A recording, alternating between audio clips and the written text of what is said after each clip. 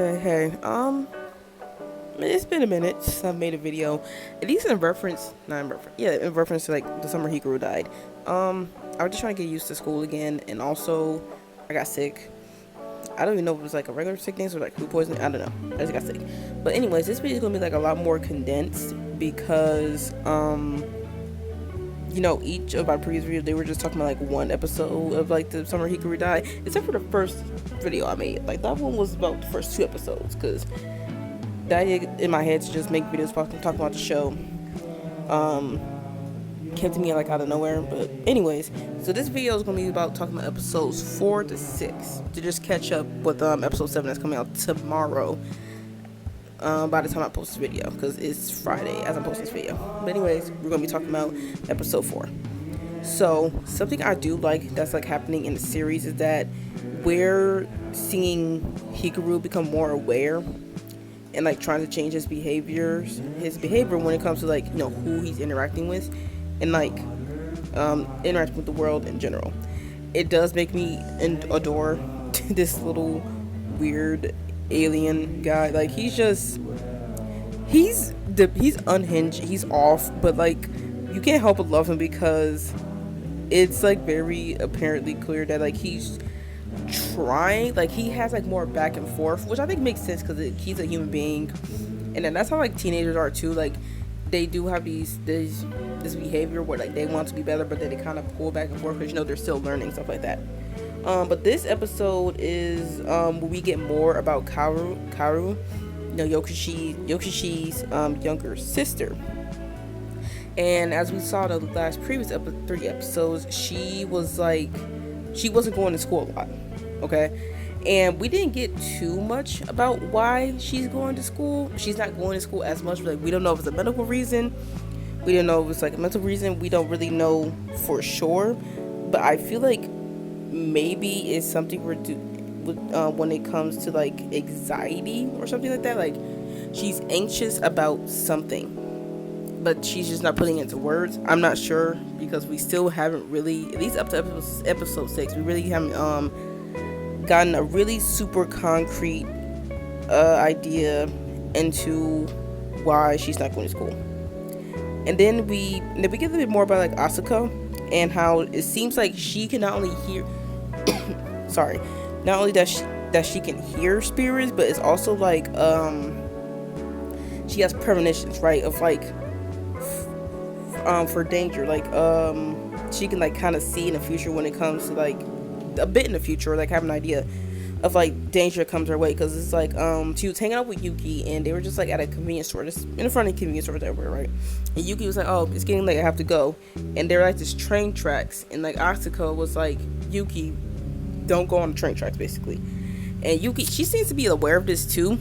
And she's like, oh, you got like a little premonition, okay, thanks, I'll go around then. And we didn't see anything happen, but I'm assuming she probably would have gotten hit or something. I don't know. It feels like something would have happened if she had gone on the train track, if Yuki had walked on the train tracks. Along with that, we also find out that like only the Endo men of the Endo family can like do something in reference to this ritual with Nonoki-sama. The Endo family is him and his dad. Cause I think, or at least maybe like for the main branch. I don't know if he has any other family besides his mama. And it's just like this rule of like this. No, I think it has something to do with the fact that like they can't go up to the mountain that like Hikaru's dad went up there, and it's like it feels like it's kind of like in self-imposed rule for some reason. And something else that actually I found kind of interesting, because we did have this scene where it was like, okay, basically it was just Yokishi, and it's like during a little festival, right? And Yoshiki like saw this random person with like a cross on his neck, like for like a Christian cross, right? And Tanaki, brought up something interesting that like the village of Itachi are like is the only one that doesn't have like a church in it in some capacity when it comes to all these villages around.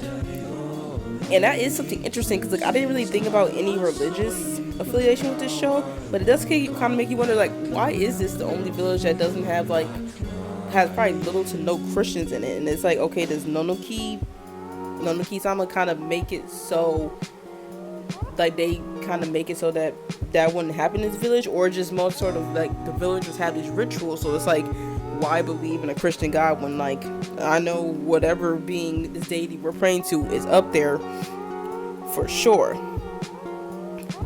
And then when you and then we kind of see like it's like a very abundantly clear. It kind of makes sense why like Yoshiki was able to like really tell, like knew that Hikaru wasn't the Hikaru that he is now. And because it seems like when he saw Hikaru's dead body, like he knew he was dead, and it kind of like brought in this like dissociation that happens. This dissociation that happened for those like 6 months. And I mentioned this in the last video about how Yoshiki is really still in like the deep bellies of grief, because even now, where you think maybe he's in the process of really taking in Hikaru's death, he still cries for him because he misses him, and he like constantly talks about how like he finds this village very, very suffocating, and it feels like Hikaru was like his muse when it comes to this whole situation. And one more thing I do kind of find interesting, because I kind of do like how this is like involved in like the world building for the world, at least when it comes to like this company or agency, wherever the hell these people are, as powers, is that Tanaki, he's like talking to like some of the other like village heads or whatever, or just older men in the village, and they asked, like, he ended up putting up a barrier around the place during the festival, and they asked him like, oh, okay, so why don't you do this more often? And I do like it when power systems have like a very clear disadvantage when it comes to like what a person with powers can and cannot do, because Tanaki mentions that he can't do barriers as often because he has to give up an organ to do so, which is like, damn, why is this like so severe? Like, the organ's crazy. Like, I have to give up an organ to use these powers. But something else that's actually crazy, because he mentions how his company suggested something, more severe. And it's just like, what could be more severe than me having to give up an organ every time I do, every time I die, I do this, right? So like, he's annoyed that like Hikaru ended up destroying the barrier, because earlier he was trying to get through with Yoshiki and like Karu, and he just had to lie and say like, oh, I'm have to go use the bathroom real quick or something, because he couldn't get through. It was like, it was keeping him, is it in or out? One or two. It's keeping him in or out, or whatever, right?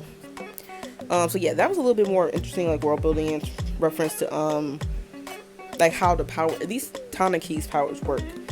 And one more thing we saw like at the end of this episode was like how Hikaru died, because he ended up going up to the mountain, and he like saw that like tree we saw in the first episode, and he ended up slipping, and then he hit his head really, really hard.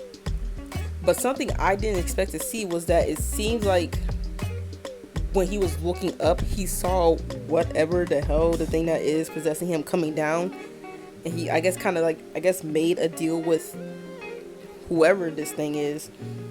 It's like saying like, oh, I have to protect Yoshiki and stuff like that, and like he doesn't know, like, I think I'm gonna die. And I think that's the reason like Hikaru mentioned the past few episodes how like he didn't really know what happened. He just said like he was in it, and he was like kind of out of it, and then he came to. So I think it kind of makes sense, like they weren't 100% there when they made that deal, but that's also really cool to see, to get a little bit more backstory on like why that happened. Okay, so that's all for episode 4. We're going to be going on to episode 5, and in this episode we get Yoshiki basically trying to have more another intimate situation with Hikaru, and it seems like Hikaru at this point in time is still struggling to communicate if he wants to push the boundaries a little bit more, because he comes across that he thinks it's fine to keep pushing boundaries with Yoshiki, since he seems to be enjoying it himself too, until like once again Hikaru pushes it too far. I do find it interesting and like endearing that like Yoshiki is gonna be like trying to like take it upon himself to kind of, you know, more so guide him into how to engage with like the social norms of being a person, because of like how like you know, because he's like new to this and all stuff like this, right?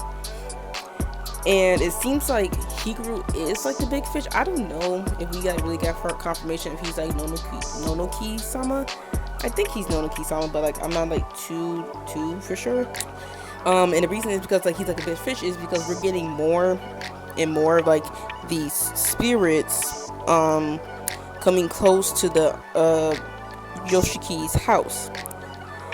And I feel like that's also why we had that one scene with that one neck spirit or whatever in the mountains with Yoshiki, because once again Hikaru, I think it's also because of like Yoshiki himself, like the energy he has around himself, and it doesn't help that Hikaru or whatever is possessing Hikaru's body is also around, so it's not like particularly helping the situation at all. But I do find it really interesting because in this episode there's like this hair spirit thing in their bathroom. It didn't attack Karu. It kind of just freaked her out a bit. But you know, Yoshiki and Hikaru end up putting up two together, and they're like, okay, something's in the bathroom. We got to figure that out. So you know, they end up going to the bathroom to figure out what's going on. Hikaru goes in there and he goes under the water to see how to take out the spirit and stuff like that. Long story short, Yoshiki ends up getting possessed by the water spirit thing, right? Not water spirit, hair spirit thing, right? And he gets possessed and he's like trying to drown Hikaru, because mind you, Hikaru is still like under the water, and he almost did kind of drown Hikaru. But I do like how the whole possession with Yoshiki can be like him have connection to like his inability to like accept his queerness, because like he's like has this moment where he wants to and he does engage in like his feelings that he clearly has for Hikaru, but then he has moments where he like pulls back like immediately, and it's like a lot of back and forth with him, which also makes sense as to why it's kind of make reference to as to why he's basically like that. Also had another cute moment with Hikaru interacting with Karu and like Hikaru and like Yoshiki's mom. That was fun. That was really cool. Once again, and we get like this one last, I would say like minute of the episode where we see like the village elder with the mustache. He's like the younger of like the three that we've been seeing. He's like the son of the man who thinks he's next for like getting killed, right? The older man who thinks he's next for getting killed, and he's basically like saying he wants to see the village destroyed.